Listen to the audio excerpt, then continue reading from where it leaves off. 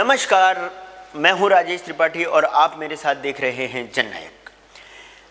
माँ के ममत्व, ममता और प्रेम की तो बहुत सारी कहानियां हमने सुनी होंगी, लेकिन आज मैं आपके पास एक ऐसी कहानी लेकर आया हूं जो एक पिता के बलिदान की है, उसके त्याग की है।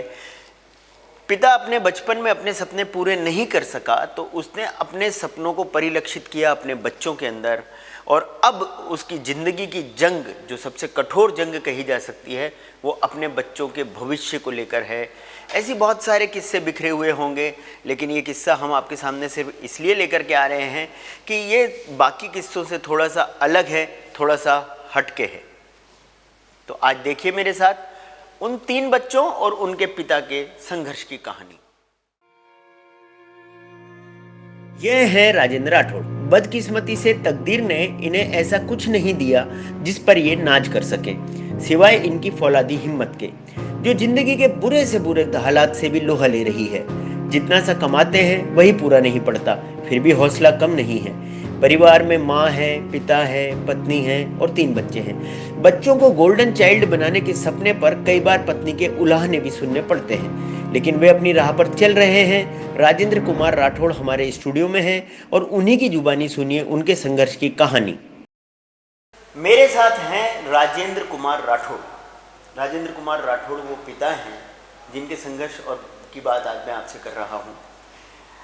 राजेंद्र कुमार राठौड़ एक लेथ मशीन पे काम करते हैं, जहाँ 9 से 10 हज़ार रुपये महीने ये कमाते हैं, लेकिन ये अपनी कमाई का सारा पैसा अपने बच्चों के ऊपर खर्च करते हैं ताकि वो इस देश के लिए मेडल ला सकें, इस देश के भविष्य में सोना भर सकें। राजेंद्र जी, कितने बच्चे हैं आपके? जी सर, मैं 3 बच्चे हैं। तीनों क्या कर रहे हैं? तीनों गेम में है, पढ़ाई भी करते हैं और गेम भी करते हैं। क्या खेल रहे हैं आपके बच्चे? 2 बड़ी बच्ची और बड़ा लड़का तो आर्चरी का गेम सीखते हैं। आर्चरी यानी तीरंदाजी आपको बता दूं। और छोटी बेटी है वो जूडो का गेम खेलती है, वो पटियाला में रहती है, साई के अंदर। स्पोर्ट्स अथॉरिटी ऑफ इंडिया में उस बच्ची का सिलेक्शन हुआ है और वो बच्ची स्पोर्ट्स अथॉरिटी ऑफ इंडिया के जरिए देश के लिए खेलने की तैयारी कर रही है। जी। कितना कमाते हैं आप महीने भर में? जी, महीने का 10, साढ़े 10, 11 हज़ार के आसपास। बच्चों पे कितना पैसा खर्च हो जाता है? बच्चों पे कम से कम 8, साढ़े 8 हज़ार रुपये तो इन बच्चों पे खर्च हो जाता है।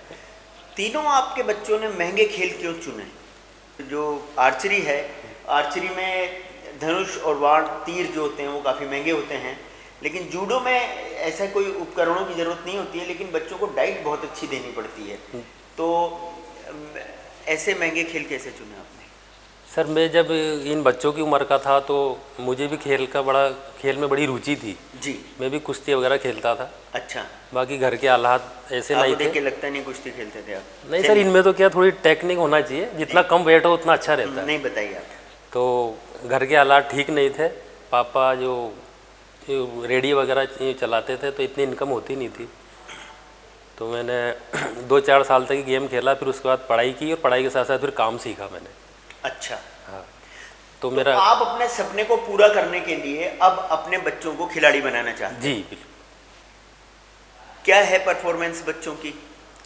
बच्चे पढ़ाई में भी मतलब क्लास में टॉप आते हैं, तो गेम में भी उनकी अच्छी रुचि है। जब अब आपकी बेटी अब तो साई में खेल रही है, लेकिन जब बेटी आपके घर में थी तो अच्छी डाइट के लिए आप किस तरह से उसको मैनेज करते थे? क्योंकि आप इतना पैसा तो नहीं कमा पाते कि आप उस बच्ची को बहुत अच्छी डाइट दे सकें। अब डाइट में तो सर उनको ये मूंगफली के दाने, चने वगैरह रात को भिगो देते थे, सुबह खिला देते हैं उनको। अंकुरित चीज़ों से आपने उनको डाइट दिया ना? आप अपनी कमाई का 80 से 90% पैसा अपने बच्चों के खेल पे खर्च कर देते हैं। जी। परिवार में अब पत्नी या दूसरे लोग विरोध नहीं करते इस बात का कि क्यों ये तामझाम पाल रखा है, क्यों ना अपन अपने घर को चलाएं और खेल छोड़ो बच्चों का, उनको पढ़ाएं लिखाएं और शादी करें उनकी? हाँ, वैसे कभी कभार होती है ऐसी बातें, और तो कोई नहीं। बाकी उनकी मम्मी वगैरह ज़रूर कहती है कि तुम सारा पैसा इन्हीं में लगा दोगे तो फिर इनकी आगे का भी तो सोचो। मैंने कहा जब बच्चे देश के लिए कुछ मेडल जीत के लाएंगे तो खूब पैसा ही पैसा होगा। बाकी अभी इनकी अगर इसमें रुचि है तो सबसे पहला काम मेरा फ़र्ज़ यही बनता है कि मैं इनको पढ़ाऊँ और गेम खिलाऊँ इनको। बच्चों की रुचि थी या आपने रुचि डेवलप की उनकी? मतलब 50% तो मेरी और 50% बच्चों की थी। जब आप अपनी कमाई का इतना पैसा इन बच्चों पर खर्च कर देते हैं तो घर कैसे चलता है? अब सर अब मेरे मम्मी पापा हैं तो हम बीपीएल परिवार से हैं जी। तो बीपीएल के गेम वगैरह आते हैं तो उसमें हमारे पैसे लगते नहीं है। और मम्मी पापा को वृद्धा पेंशन वगैरह मिलती है जो उससे थोड़ा खर्च चल जाता है। और मेरी बीवी है तो वो भी थोड़ी सिलाई वगैरह कर लेती है। जी जी सर।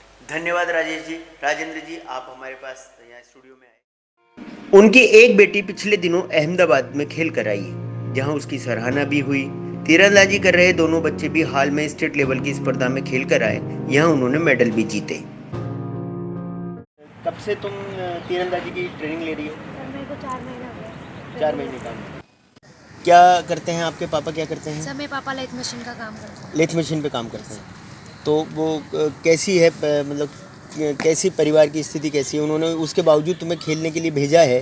तुम्हारा शौक था या पापा की इच्छा थी कि बेटी मेडल लेके आए? सर मेरे पापा को स्पोर्ट्स में है ना शुरू से शौक था। उन्होंने हम तीनों भाई बहनों को स्पोर्ट्स में डाल रखा है। वह हमारे घर की स्थिति तो थोड़ी ठीक नहीं है मगर है ना मेरे पापा को शौक है, इस वजह से हम सबको स्पोर्ट्स में डाल रखा है उन्होंने। मेरी छोटी वाली सिस्टर है, वो अभी साई अकेडमी में है पटियाला में। अच्छा।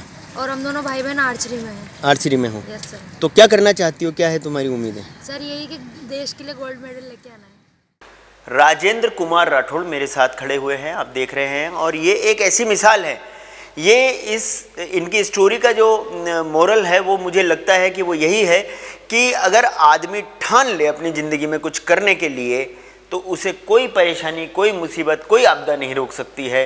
राजेंद्र कुमार राठौड़ ने ये तय किया कि उनके बच्चों को देश के लिए खिलाना है, बड़ा बनाना है, देश के लिए मेडल लेके आना है। तो उन्होंने बहुत कम उम्र से अपनी सारी कमाई उन बच्चों को दे रहे हैं, उनको तैयार कर रहे हैं।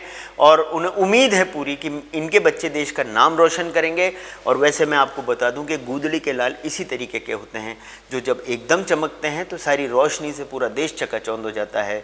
उम्मीद है कोटा का नाम भी ये बच्चे रोशन करेंगे और देश का नाम भी ये रोशन करेंगे और अपने पिता के तप, त्याग और बलिदान का सिला उनको देंगे।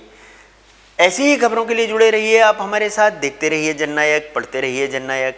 लेकिन हाँ, अगर आपने हमारा चैनल सब्सक्राइब नहीं किया है तो आप पहले चैनल को सब्सक्राइब कीजिए, ताकि हम जो इस तरह की खबरें आपके लिए बनाते हैं वो समय पर तत्काल आपके पास पहुंचती रहें। धन्यवाद।